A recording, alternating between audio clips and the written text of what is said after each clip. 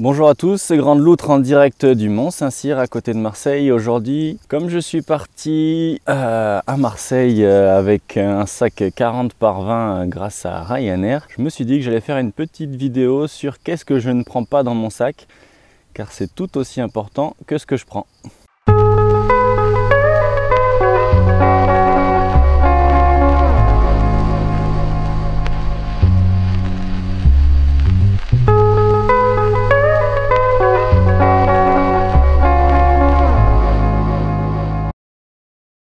Alors, il va pas y avoir vraiment de fil conducteur, j'ai fait une liste comme ça et je vais un peu expliquer au fur et à mesure. On commence. Le matériel que je prends pas, c'est pour une randonnée itinérante, voilà, où j'essaye d'optimiser le poids de mon sac, de ne prendre que l'essentiel. Donc il y a des choses que je vais dire qui peuvent être prises.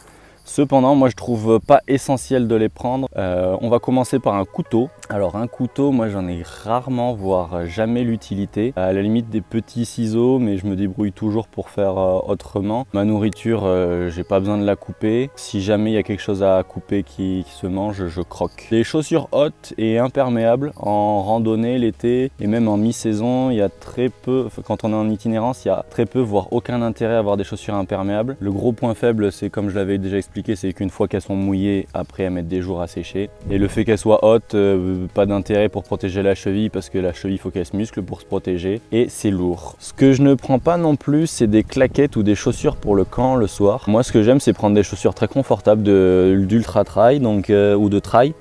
Là, c'est des Altra Olympus 2.5.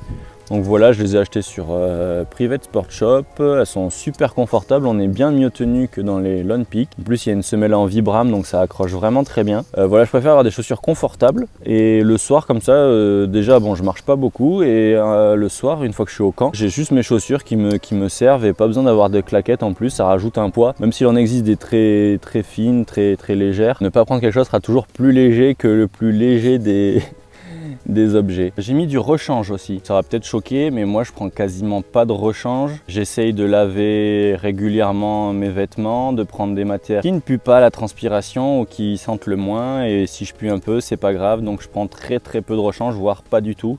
Et ça peut vous faire gagner vachement de poids dans votre sac. Après voilà, c'est une question de confort si vous y arrivez ou pas. Produits de beauté, produits voilà, n'importe quoi, j'en sais rien, c'est surtout pour mesdames. Je prends rien, je prends peut-être un tout petit peu de crème hydratante si j'ai des irritations ou de la crème NOC pour, voilà, pour les zones de frottement. Mais sinon voilà, et puis si vous prenez des produits, reconditionnez-les dans des petits pots voilà, pour avoir juste la quantité nécessaire pour quelques usages. Ensuite j'ai marqué du déo, donc voilà, je prends un t-shirt en mérino. C'est un peu plus cher, dans les conditions où on peut pas laver tout le temps ou même pour plus de confort, c'est quand même mieux le mérino. Je prends pas non plus de réchaud et de popote, j'ai déjà expliqué dans une vidéo, mais voilà, pour moi en 3 saisons, quand c'est pas gelé partout, etc. Pour faire fondre l'eau, c'est bien plus pratique d'avoir un réchaud. Mais sinon, moi je suis très bien avec de la nourriture froide, pas cuisinée. Donc voilà, pas de réchaud, pas de popote. Et comme ça, je m'embête pas à chercher le gaz, l'essence, etc. Je m'embête pas à créer un feu, mettre le feu à une forêt, etc. Pas de réchaud. Je prends pas de kit de survie surdimensionné.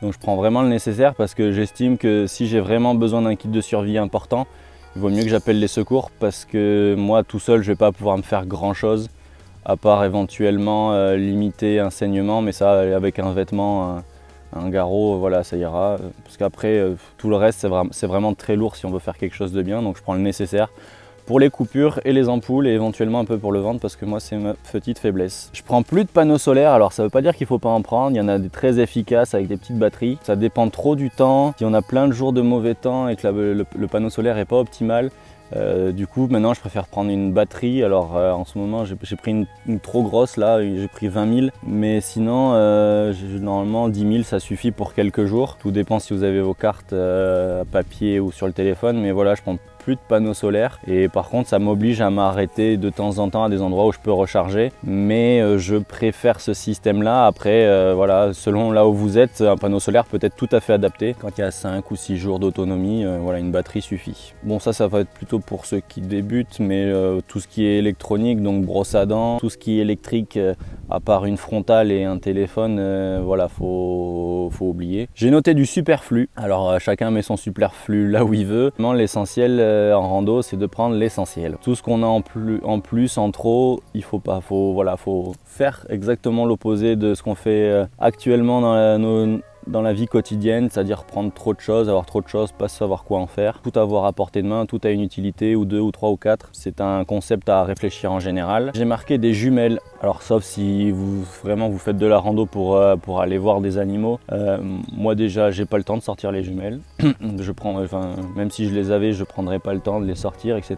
Voilà, je fais avec mes yeux. Bon, moi j'ai des bons yeux, donc ça va, mais sauf si vraiment vous êtes un fan de nature, vous n'allez pas vraiment vous servir de vos lunettes, donc c'est un point mort à oublier chez soi. J'ai noté objet en double. Il y a très peu de choses que j'ai en double à part les chaussettes. Donc si vous avez quelque chose en double, c'est qu'il y a un problème. J'ai marqué une balise de détresse ou spot ou n'importe quoi là. Moi j'en ai pas, c'est un point en plus, c'est un budget en plus, c'est quelques centaines d'euros, il y a un abonnement. Alors c'est sympa, surtout pour ceux qui veulent faire des records, rassurer la famille. Mais bon, la famille, avec les téléphones, souvent on a quand même du réseau en France. Le problème que ça me pose, c'est plus philosophiquement de me dire que voilà, je sais pas si c'est exactement ça, mais je me dirais avec ce truc là que je peux prendre éventuellement un petit peu plus de risques. Donc si j'ai pas cette balise là, moi intérieurement je me dis prends les mesures qu'il faut pour pas avoir à faire de bêtises. Plutôt que je pense que si j'avais ce genre de balise là, peut-être que je tenterais un peu plus des choses pas du tout sécurisées.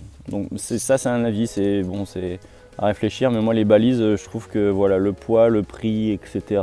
et la batterie, ça n'en vaut pas le coup. Mais bon, après pour des zones très reculées, peut-être que voilà, c'est nécessaire. Mais bon, en France, il n'y a pas vraiment lieu d'être. Après, j'ai marqué drone, ordinateur, voilà. Moi j'ai mon téléphone, après une petite caméra, ça peut être bien, une caméra hybride, mais voilà, ça prend de la place en plus. Donc. Livre, topo ou Kindle? Ben, moi je préfère profiter de la nature plutôt que lire un livre enfermé dans ma tente. Les moments sont rares en nature.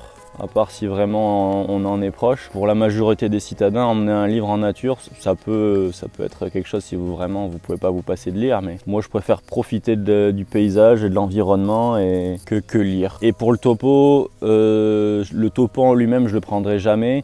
Soit je ferai des photocopies, soit je ferai des photos, et voilà, les photocopies, soit je les brûle au fur et à mesure, soit les photos, je les supprime de mon téléphone au fur et à mesure. Ensuite, vu que je parle de randonnée, j'élimine tout ce qui est bushcraft, donc hache, pelle, enfin tout ce que vous pouvez imaginer qui sert à faire des cabanes, des trucs lourds, des trucs résistants, etc. Voilà, tout ça on oublie, on est sur de la rando, on est sur du léger, du rapide. Ensuite, un item que tout le monde adore, que tout le monde prône dans tous les sens, en long, en large et en travers, que j'ai utilisé mais que finalement dont je me sers pas. Enfin, j'en ai pris mais je m'en sers pas. C'est un bœuf. Tout le monde trouve que c'est trop bien, qu'on peut tout faire avec, etc. Moi je trouve que j'en ai pas l'utilité. J'ai un bonnet, donc ça ferait double emploi avec un bonnet. J'ai des pulls, bon là non, mais j'ai des pulls normalement qui remontent jusqu'au cou. Pareil pour mon kawaii. Je vois pas, enfin il y a des intérêts, hein, mais moi je m'en sers pas du tout, donc je suis pas du tout un bœuf lover. Je prends pas de pyjama ou quasiment pas, sauf s'il fait vraiment très froid. Je préfère prendre un liner, un drap de soie pour protéger mon sac de couchage et ça m'apporte un petit apport de chaleur, mais pas de pyjama en soie. J'évite tout ce qui est t-shirt en synthétique, comme je l'ai dit, je préfère prendre le mérino pour une question d'odeur.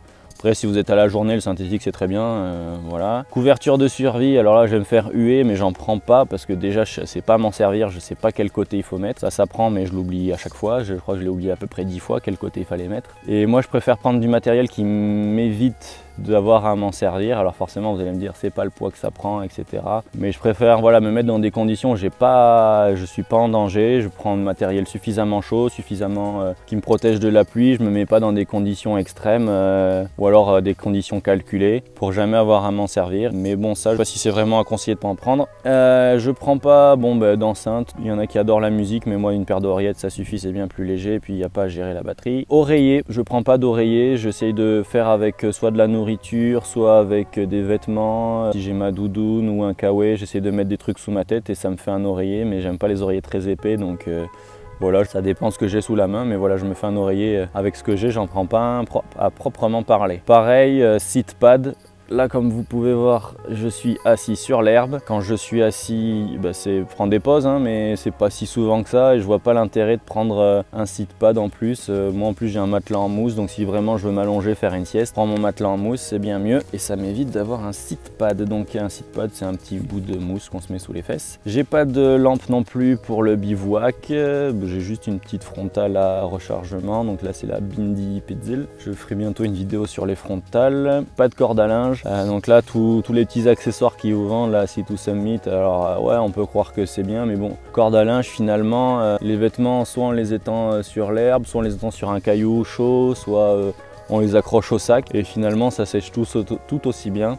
Ou carrément sur les haubans de la tente. Éventuellement, mais vraiment éventuellement, peut-être prendre une pince à linge ou deux pour pas que les vêtements glissent sur les haubans, mais moi je les coince souvent dans les bloqueurs des haubans et ça fait très bien l'affaire s'ils sont pas secs sur mon sac à dos. Je prends pas de hamac, alors on peut, si on veut, si on fait une randonnée qui est énormément dans la forêt, on peut prendre un hamac, mais un hamac c'est avoir tout le matériel qui va avec, notamment en conditions froides, donc ça veut dire avoir un top kilt, donc ça veut dire un sac de couchage par-dessus, il faut mettre un sac de couchage par-dessous, il faut avoir un matelas, il faut avoir un tarp par-dessus soi. Donc tout ça c'est du matériel très spécifique. Donc après si on randonne que en forêt et qu'on adore le hamac, on peut investir dans ce matériel là, mais moi je vois pas l'intérêt, je trouve pas assez ça polyvalent, même si apparemment ça peut être très confort et il y en a qui adorent.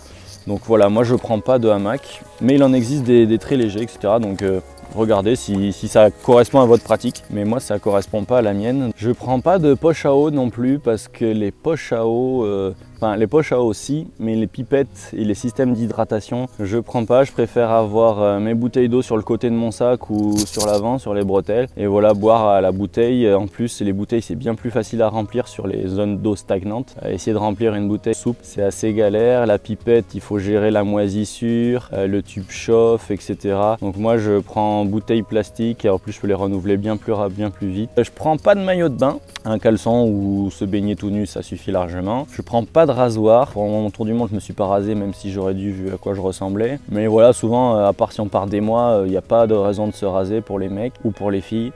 Oui, je dis aussi pour les filles. Si on va à la civilisation pour se reposer une soirée ou une après-midi, on achète un rasoir jetable, on fait ce qu'on a à faire et puis voilà, on n'a pas besoin d'en avoir un sur soi. Papier, stylo, je prends pas non plus. J'en ai pris pour prendre des notes pendant mon tour du monde, mais bon, pour une rando, y a pas...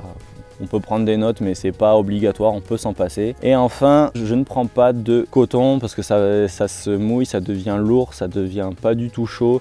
Ça sèche très lentement, il n'y a que des inconvénients au coton, donc évitez le coton. C'est tout pour moi, voilà, je pense avoir fait un peu le tour. J'espère que ça vous a aidé. Bonne journée!